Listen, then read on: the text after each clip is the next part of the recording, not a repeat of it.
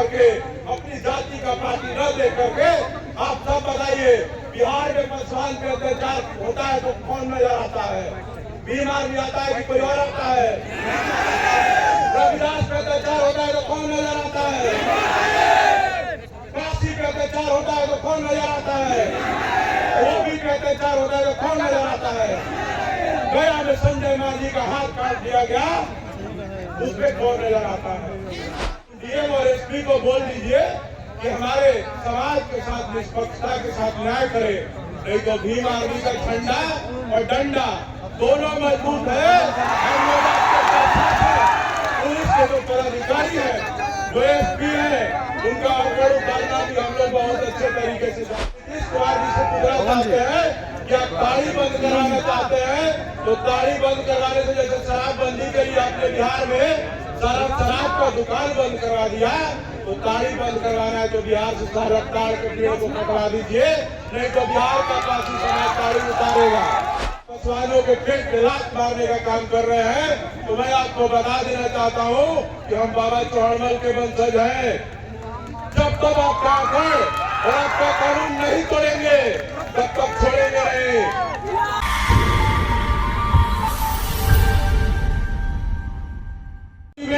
क्योंकि हमारे नेता चंद्रशेखर आजाद जी हैं, तो मैं बहुत कुछ नहीं कहूंगा, क्योंकि बिहार के तमाम जो मुद्दे हैं उन मुद्दों पे बोलने के लिए भाई चंद्रशेखर आजाद जी खड़े हैं।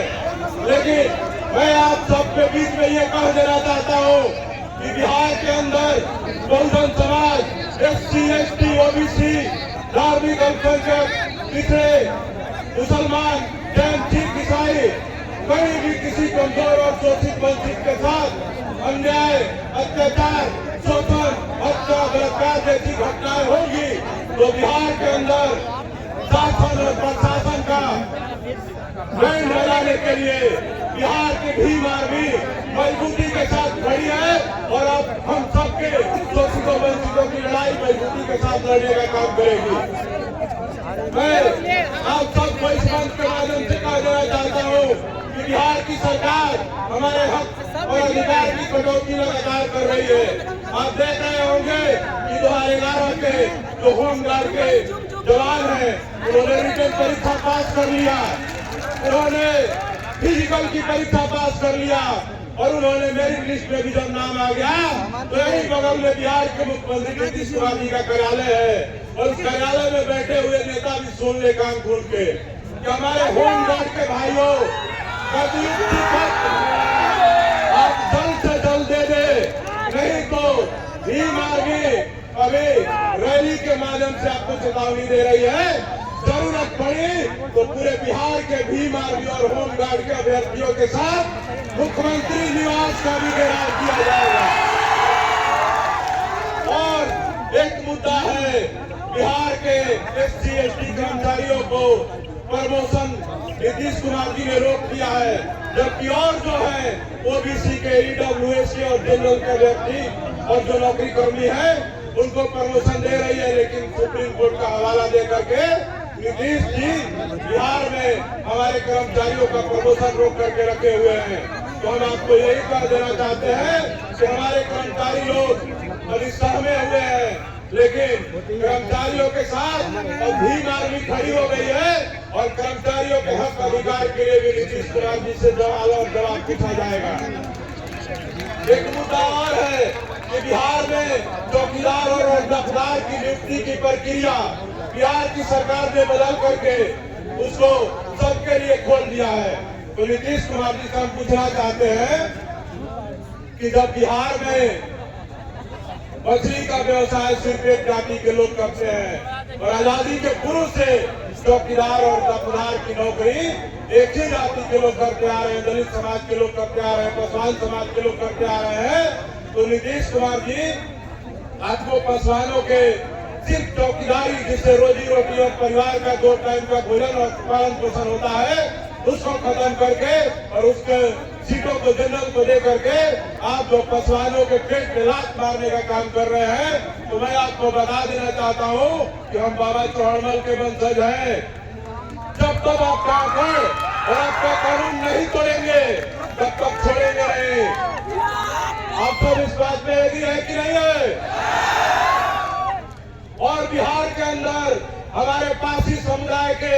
दाढ़ी व्यवसाय के नाम पे बिहार पुलिस के जो पदाधिकारी है, जो उनके पुलिसकर्मी है, वो लोग आए दिन पासी समाज के घरों में घुस करके दाढ़ी के नाम पे उनके जा करके घरों में महिलाओं से बदतमीजी करते हैं।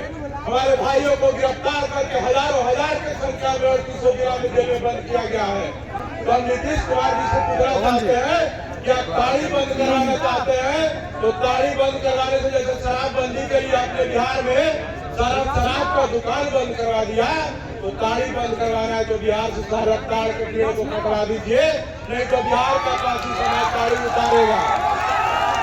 और अगर आपको इन पासियों से इतनी दिक्कत है, इनके दाढ़ी की और दिक्कत है, तो आप नीरा उत्पादन करवा रहे हैं। तो नीतीश कुमार जी, हम पूछना चाहते हैं कि जब पासी लोग दाढ़ी बेचता था, उसी दाढ़ी को आप नीरा बना करके दुकान खुलवा करके बेच रहे हैं, तो बताइए कि बिहार के कितने पासियों को नीरा दुकान का टेंडर आपने दिया। अब नीरा उत्पादन का जो टेंडर है सिर्फ और सिर्फ पासी जातियों को दे, जैसे बिहार के जल का तालाब और तमाम जो जगह है वहाँ बिहार के जो सहनी समाज के, मलाह समाज के लोग हैं, उनको उसमें मछली पालन का और उसका व्यवसाय करने का अधिकार दिया गया। उसी प्रकार से दाढ़ी और नीरा केंद्र जो खोल रहे हैं उसका अधिकार पासी समाज के लोगों को दे। और बिहार के अंदर आप सबको देख रहे होंगे लगातार कि आए दिन कहीं न कहीं घटनाएं होती है। मुजफ्फरपुर के पारू में हमारी बहन रूपा का बलात्कार करके हत्या कर दिया गया, लेकिन वहाँ के पुलिस प्रशासन के लोगों ने उस मामले पे लिपापोती किया और उस घटना को ऑनर किलिंग का नाम दिया। तो हम नीतीश कुमार जी से ये भी कहना चाहते हैं कि बिहार में जितने एसपी और डीएम आप अपनी जाति दे करके बना रहे हैं, तो उन डीएम और एसपी को बोल दीजिए कि हमारे समाज के साथ निष्पक्षता के साथ न्याय करे, नहीं तो भीम आर्मी का झंडा और डंडा दोनों मजबूत है। हम लोग पुलिस के जो पदाधिकारी है, जो एसपी है, उनका अवगुण उतारना भी हम लोग बहुत अच्छे तरीके से जानते हैं। और बिहार में आए दिन तमाम घटनाएं होती है, चाहे मुजफ्फरपुर का पारू का घटना हो, अभी 13 साल की एक बेटी धनरुआ की रहने वाली, उसका बलात्कार कर दिया गया, लेकिन 20 दिन बीत गए मामले को, अभी तक अपराधी गिरफ्तार नहीं हुआ है। तो मैं पटना में ये कार्यक्रम हो रहा है, तो मैं पटना के एसएसपी साहब और उनके कई जिम्मेदार थानेदार यहाँ पे आपको सुरक्षा में आप सबके लगे हुए हैं, मैं उन सब के माध्यम से उन सब पदाधिकारियों के माध्यम से कह देना चाहता हूँ कि बिहार के जो मुख्यमंत्री है नीतीश कुमार जी, और आप अपने पटना जिला के एसएसपी साहब धनरुआ के मामले में अगर एक सप्ताह के अंदर जो बलात्कारी है अगर उसकी गिरफ्तारी नहीं होती है, तो भीम आर्मी न्याय करने के लिए अलग तरीका अपनाएगी और वहाँ पे इतना विशाल और जोरदार आंदोलन होगा। वहाँ पे एक मामला और आया है कि 3 महीने पहले हमारे एक दलित भाई की, रविदास समाज के भाई की 3 महीना पहले हत्या कर दी गई, लेकिन उस मामले में उस गांव के दबंगों के डर से उस परिवार ने एफआईआर तक दर्ज नहीं कराया। तो हम पूछना चाहते हैं, नीतीश कुमार जी शासन सुशासन की बात करते हैं, क्राइम पे जीरो टॉलरेंस की बात करते हैं, तो नीतीश कुमार जी कहाँ है जीरो टॉलरेंस? बिहार में दलित की हत्या हो रही है, एफआईआर तक दर्ज नहीं हो रहा है।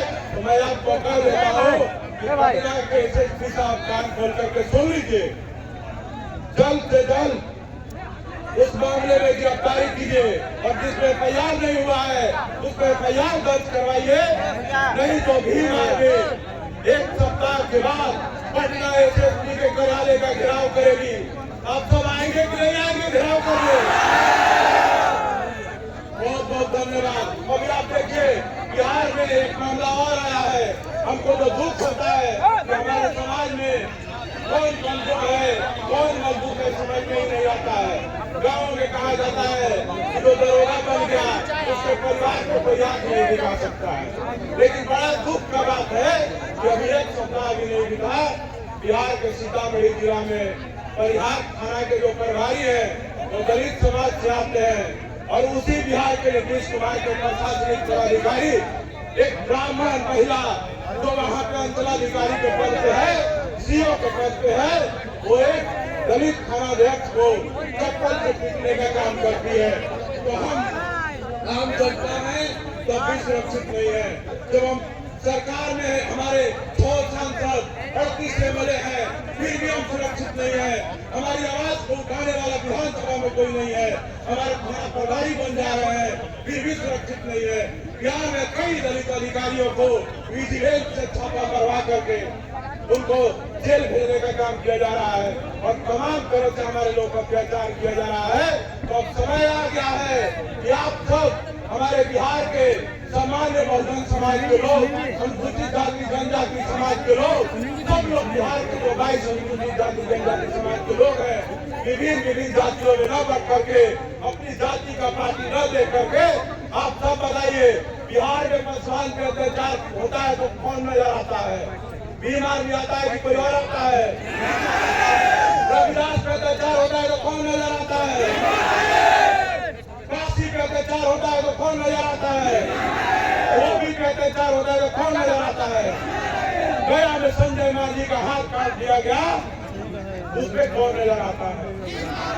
तो जब हर मामले पे बीमार भी नजर आता है तो हम आप सबसे पूछना चाहेंगे कि जब चुनाव आ जाता है तो उस समय आप अपनी जाति, अपना नेता देख करके आप उसको क्यों वोट दे देते हैं? तो आज आप बताइए, यहाँ से हाथ उठा करके 2025 के जब विधानसभा का चुनाव होगा और आजाद समाज पार्टी कांतीराम हम सबके नेता चंद्रशेखर आजाद जी का जो प्रत्याशी होगा, क्या आप सब उसको वोट देंगे कि नहीं देंगे? सब लोग हाथ उठा करके बताइए, आजाद समाज पार्टी को मजबूत करेंगे कि नहीं करेंगे?